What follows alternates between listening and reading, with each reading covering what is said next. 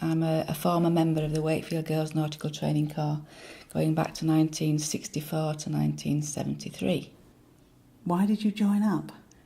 It just seemed a good idea at the time. There was a group of about 6 of us all went from Thorns House School, and it was just something that was suggested, and it just seemed a bit more different to an ordinary youth club. And that's how it started. There weren't many other branches around Yorkshire at that time. Gradually Leeds and Huddersfield, their sea cadet units, they brought girls in as well. But I think from what I can remember, we were one of the very first ones in the north.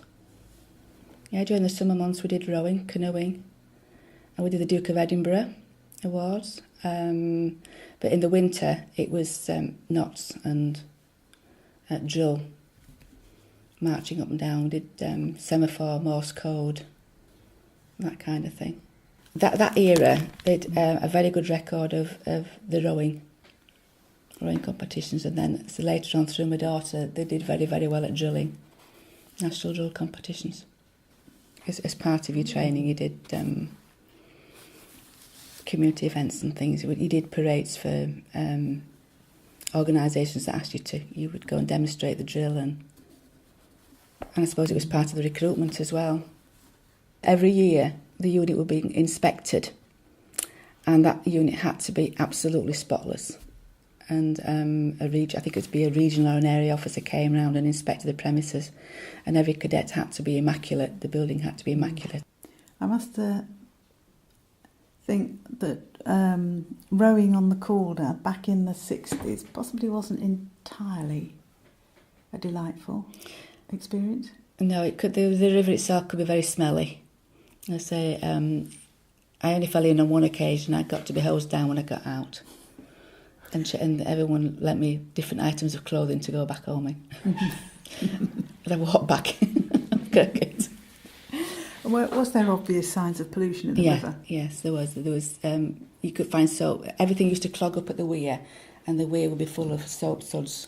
And then it would quite frequently change colour because of the dyes that would upstream. They would put the dyes in, and everything would be bright red or bright royal blue. I think Rawson's, sometimes at that point used to put things in the river. And sacks of unwanted pets, should I say. Quite frequently we'd find... in fact, I think on one occasion there was even a pig floating down the river, where up the river they just threw things in the river. And eventually they would collect at the weir. We did so many things on the weekend and went away on so many trips together that we were a very close bond, a close-knit gang of girls, I think, and the boys, yeah. So you met every week in the evening, twice a week? Twice a week, and most weekends. I can remember, I don't think I was ever in the house for my Sunday lunch. I think I was always down there doing something. And was that the same for Sarah? Yes, yeah. The difference was that we were allowed to walk down and walk back. You know, we walked down, we walked back, but when it got to Sarah's era, she tended to get... The cadets got driven down and driven back. I don't know whether it was a safety aspect then as time went on, that parents thought down there wasn't... Everything had been knocked down, hadn't it? It was a bit more secluded. We were a bit more safety conscious as parents when Sarah was there, that making sure that if she did walk up, that she was walking up with a gang of them. Whereas when I was in, it was just deemed perfectly safe for you to walk down Thorns Wharf and back again.